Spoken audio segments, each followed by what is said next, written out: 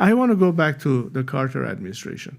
The only individual in that administration who understood what could be the consequences of such a regime taking over was Zbigniew Brzezinski.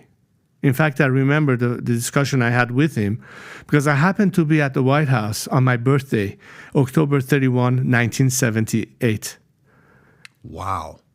You're at the White House October 31st, 1978. I flew up from Reese Air Force Base. That's where I was training. I came to Washington. I had a short meeting with President Carter, and we had a longer discussion at the time with our ambassador at the time, Ardeshir Zahedi, and we were together with Zbigniew Brzezinski. The rest of Cyrus Vance, Gary Sick, Clark, all of those guys were completely on this premise of let's create a religious belt to contain communism from spreading into the area. That was the theory of the Carter administration.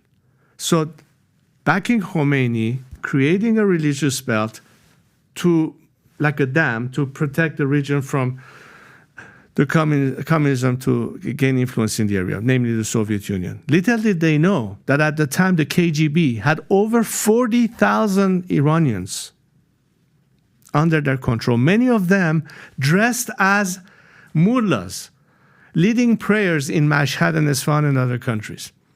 They already had their influence. They were already there. Did your father know? Did he already know or no? Didn't he warn so many governments that if I go, Iran will become Iranistan? It was not less than a year after he left that the Soviets invaded Afghanistan. Look at the whole downfall, the domino effect that it took. But that was the leading theory of the Carter administration at the time, containing communism. When that backfired, and Saddam took advantage of a weakness of the Iranian military because most of their heads were being executed by the revolutionary regimes. Many of our officers, our best officers, were executed. And he thought that it would be a preventive attack vis-a-vis Iran, who was trying to already gain territory, which propelled us in the war. But the reason you had a problem with Saddam Hussein, mind you, many years later, when you had the Desert Shield and Desert Storm and the invasion of Kuwait, was because of Iran in the first place. Let's not forget that part. So when today you see that the same degree of weakness that Carter showed at the time, and today you see the same signals of weakness vis-a-vis this clerical regime to embolden them to go further, it's pretty much the same rationale. It's a continuation of the same rationale. It's interesting. Nixon in his book said he would have preferred for the Shah to have been more brutal. And he even said this in a book, and he said it in an interview as well. But can you pull up the clip, Rob, of President Ronald Reagan, what he said? There's two clips. If you can just play both of these clips, go for it.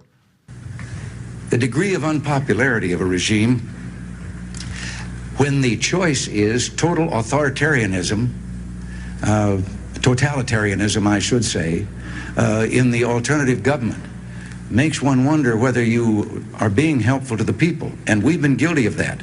Because someone didn't meet exactly our standards of human rights, even though they were an ally of ours, instead of trying patiently to persuade them to change their ways, we have, in a number of instances, aided a revolutionary overthrow which results in complete totalitarianism instead for those people. And I think that this is a kind of a hypocritical policy when at the same time we're maintaining a détente with the one nation in the world where there are no human rights at all, the Soviet Union. I did criticize you can pause that right there. That's for the audience. That's a 1980 presidential debate. Depends on what platform you listen to this, whether it's Spotify or podcast or YouTube. He's calling out Carter in this debate, and then the second part is even clearer than this one. If you can play the second one. I did criticize the president because of our undercutting of what was a stalwart ally, the Shah of Iran. And I am not at all convinced that he was that far out of line with his people, or that they wanted that to happen. The Shah had done our bidding and carried our load in the Middle East for quite some time. And I did think that it was a blot on our record that we let him down. Have things gotten better? The Shah, whatever he might have done, was building low-cost housing, had taken land away from the mullahs and was distributing it to the peasants so they could be landowners, things of that kind. But we turned it over to a maniacal fanatic who has slaughtered thousands and thousands of people, calling it executions. And by the way, you can, when you're watching this, when he's saying fanatical thousands, some people may say, well, Patrick, there's no way Reagan is saying that. Can you go to the Washington Post story from 1980? It's a Washington Post story from 1979. I want to say it's February. Okay, that's the one. Iran calls executions just the beginning. Can you show the logo at the top so people know that's WAPO? Go all the way to the top so they can see that's Washington Post. Zoom in, article February 1779. Iran calls executions just the beginning. Tehran says 4 executions are beginning of the purge. They use the word purge. They're cleaning the streets of Iran. People of opposing religions, or not even opposing religions, Baha'is, were being killed left and right. Military personnel were being killed left and right. One of the colonels, I want to say he was a colonel, maybe a general, Rahimi, I think he was, when he came into the court, and they had Khomeini's picture on the wall, and he said, you guys have to take that picture down, put the Shah's picture, because he was saluting it. They cut his arms. One of the most famous performers in Iran, Farrokhzadeh, I think that was his name, if I'm not saying his name correctly. You know who I'm talking about. The gentleman who was he was like the Jimmy Fallon or the Jimmy Kimmel. He was found in his hotel in Germany, killed left and right. By the way, try being gay in Iran right now for the people that are the liberal leftists that would like to see that taking place in Iran.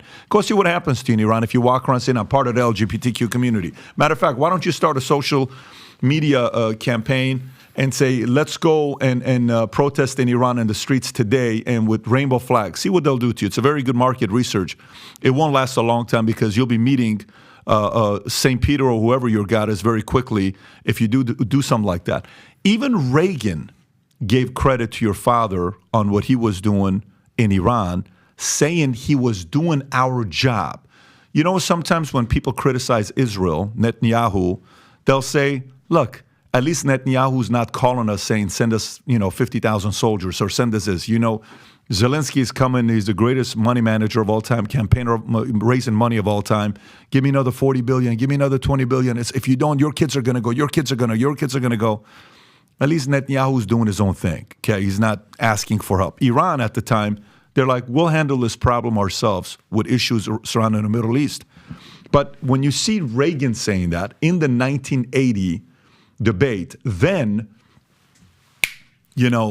he gets elected. The moment he does, within minutes, Khomeini releases prisoners of war because they had that level of fear with them.